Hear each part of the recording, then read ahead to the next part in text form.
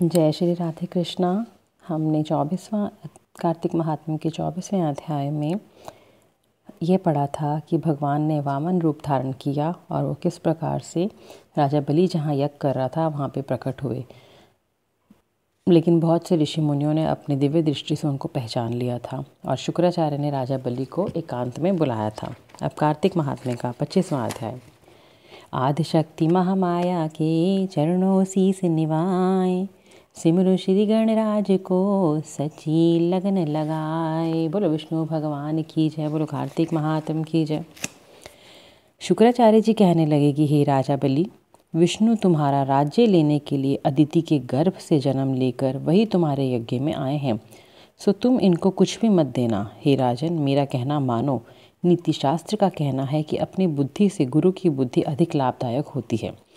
तब बलि कहने लगा कि हे गुरुजी, आप मुझे अधर्म की शिक्षा क्यों देते हो?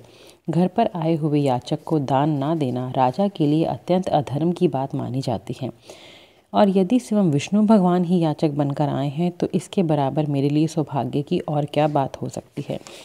मैं जितने भी यज्ञ करता हूँ केवल विष्णु जी की प्रसन्नता के लिए ही करता हूँ, अतएव यह वटुक जो भी मुझसे मांगेगा मैं अवश्य उसको दे दूंगा दान में। इतने में ही वामन भगवान राजा बलि के यज्ञ मंडप में आ गए।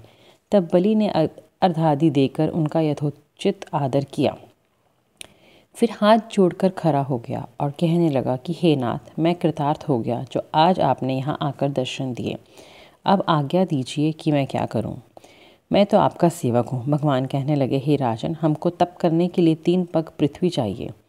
राजा बलि हंसकर कहने लगे कि हे वटुक, तुमने यह क्या मांगा? कुछ धन, गांव, शहर, कुछ अधिक मांगा होता। 3 पग भूमि से क्या होगा? वामन जी कहने लगे, हे दैत्यराज, मुझको किसी प्रकार का कोई लोभ नहीं है। मुझे तो बस केवल 3 पग भूमि ही चाहिए जिससे मेरा कार्य हो जाए। हे राजन, पृथ्वी का दान करना राजा का परम धर्म है। भूमि दान करने वाला जन्म मृत्यु से मुक्त होकर विष्णु के परम पद को प्राप्त हो जाता है। जिस राजा ने भूमि का दान दिया, समझो उसके सर्वस्व दान दे दिया। राजन, यह पृथ्वी सदैव किसी के पास नहीं रही। मानधाता जैसे सारे पृथ्वी के भोगने वाले राजा आज कहाँ हैं? चंचल लक्ष्मी से जो अपना मार्ग सुधारते हैं वे धन्य हैं। अधिक क्या कहें, भूमि दान से उत्तम दान ना कोई हुआ है और आगे भी ना कोई होगा। अब मैं तुमसे पूर्वकाल का एक इतिहास कहता हूँ। पहले ब्रह्मकल्प में भद्रमती नाम का एक ब्राह्मण था। उसके श्रुधा, सिंधु, यशोमती, शोभा, कामिनी, मालिनी नाम की 6 स्त्रियां तथा अनेक पुत्र थे। अतः वह उनकी संतान भूख से अति दुखित हो गए। इस दरिद्रता के कारण वह स्वयं को धिक्कारने लगा। फिर वह अपने कुटुंब सहित कौशाम्बी नाम की नगरी में चला गया। वहां जाकर भद्रमती ने सुघोष नाम के एक धनी ब्राह्मण से 5 पग भूमि मांगी तो उसने भूमि दे दी। इसी भूमि दान के कारण वह सुघोष नामक ब्राह्मण को विष्णु का परम पद प्राप्त हुआ। फिर भद्रमती ने वह भूमि एक दूसरे ब्राह्मण को दान दे दी, जिससे उसे भी मोक्ष की प्राप्ति हुई।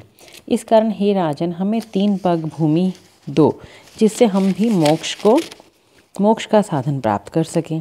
इतनी बात सुनकर राजा बलि जल युक्त टूंटी वाला लोटा लेकर भूमि का संकल्प करने के लिए तैयार हो गया। तब शुक्राचार्य ने तपोबल से अपना सूक्ष्म रूप बनाकर राजा बलि को संकल्प करने से रोकने के लिए लोटे की टूंटी में जल रोककर बैठ गए। छोटा सा रूप बना के टूटी के आगे बैठ गए ताकि जल बाहर ना आ सके।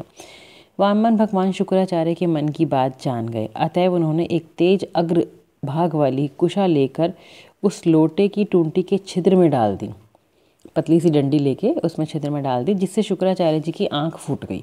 इसके पश्चात राजा बलि ने 3 पग भूमि का संकल्प दे दिया। उसी समय भगवान विराट रूप होकर ब्रह्मलोक तक बढ़ गए। विराट रूप भगवान ने 2 पगों में सारा ब्रह्मांड नाप लिया। फिर पांव के अंगूठे से ब्रह्मांड फूट गया। उस फूटे हुए मार्ग से पानी के बहुत से स्तोत्र बहने लगे। भगवान विष्णु का पैर उस जल से धोया गया। वह निर्मल लोक पावन जलधारा का रूप हुआ। वही जल ब्रह्मादिक देवताओं को पवित्र करता हुआ सप्त ऋषियों से सेवित सुमेरु पर्वत के ऊपर पड़ा तथा गंगा के नाम से विख्यात हुआ। इस दृश्य को देखकर ब्रह्मादिक सब देवता और ऋषि मुनि स्तुति करने लगे कि हे सबके स्वामी अनंत मूर्ति, आपको नमस्कार है। इस प्रकार स्तुति सुनकर भगवान ने सब देवताओं को उनका अपना अपना स्थान दे दिया और बलि को रसातल में भेजते हुए उसको वरदान दिया कि अग्नि में बिना मंत्र के जो हवन किया जाता है तथा अपवित्रता से कुपात्र को जो दान दिया जाता है या हवन किया जाता है वह सब बलि को प्राप्त होगा। इस प्रकार भगवान ने देवताओं को सुंदर स्वर्ग तथा बलि व अन्य दैत्यों को रसातल दिया। इतना सब कुछ करके विराट रूप भगवान वामन रूप हो गए। तब देवताओं और ऋषियों ने भगवान की स्तुति की। तदंतर वामन जी तप करने चले गए। इस प्रकार ऐसी पावन गंगा की उत्पत्ति भगवान के चरणों से हुई, जिसके स्नान एवं स्मरण मात्र से जन्म जन्मांतर के पाप नाश हो जाते हैं। अथ श्री कार्तिक महात्म्य 25वां अध्याय समाप्त। बोलो विष्णु भगवान की जय। बोलो कार्तिक महात्म की जय।